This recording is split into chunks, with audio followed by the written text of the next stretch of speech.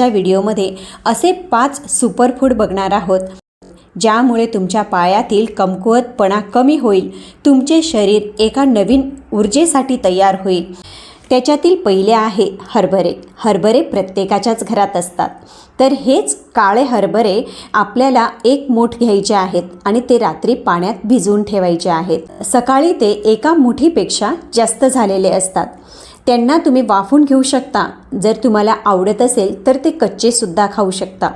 त्यात थोडासा कांदा, मीठ, थोडीशी लाल मिरची, त्याऐवजी तुम्ही काळी मिरीसुद्धा वापरू शकता आणि ह्या पद्धतीने तुम्ही ते सलाड बनवून खाऊ शकता। आता दुसरी गोष्ट म्हणजे बीट। बीट रक्त वाढवण्याचे काम करते। त्यात खूप सारे पोषण तत्व असल्याने त्याला पोषण तत्वांचा खजिनासुद्धा म्हटले जाते। यात vitamin A, vitamin C, magnesium, folic acid भरपूर प्रमाणात आढळते। ते शरीरातील शक्ती आणि ऊर्जा वाढवायचे महत्त्वाचे काम करते। तिसरी गोष्ट म्हणजे सुंठ, वाळवलेले आलं।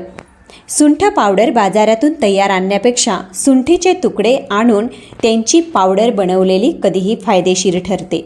यात अँटी इन्फ्लामेटरी गुण असतात जे आपल्या गुडघ्यातील दुखणे, गुडघ्यातील सूज कमी करून रक्तप्रवाह वाढवण्यास मदत करते। पायांमध्ये नवीन जीवन येते, पायांमध्ये नवीन ताकद जाणवायला लागते। आता सुंठचे सेवन कसे करायचे? सुंठ बाजारातून आणून त्याची पावडर बनवून 1 चमचा पावडर पाण्यात उकळवायला ठेवायची। 1 ग्लास पाणी घ्यायचं आहे आणि त्या पाण्याचे अर्ध होतं तोपर्यंत ते उकळवायचं आणि ते कोमट झाल्यावर त्याचे तुम्हाला सेवन करायचे आहे। जे आपले चौथं सुपरफूड आहेत ते म्हणजे भोपळ्याच्या बिया। बऱ्याच ठिकाणी त्याला चक्कीच्या बियासुद्धा म्हटले जातं। आता तुमच्याकडे त्याला काय म्हणतात आम्हाला कॉमेंटमध्ये नक्की कळवा। ह्या बियांचे नियमित सेवन केल्याने डिप्रेशन, एन्झायटी, तणाव आणि चिंता यासारख्या सगळ्या समस्यांपासून मुक्ती मिळते।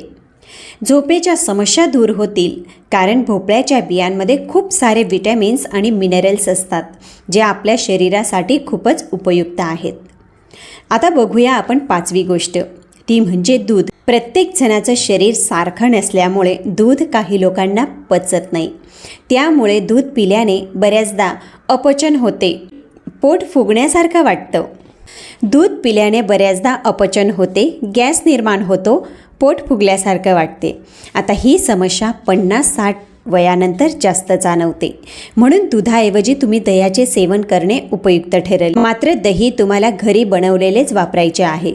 जर का दही पचायला सुद्धा तुम्हाला त्रास होत असेल तर मठ्ठा खाऊ शकता, ज्यातले पाणी काढून टाकलेले असते। नाही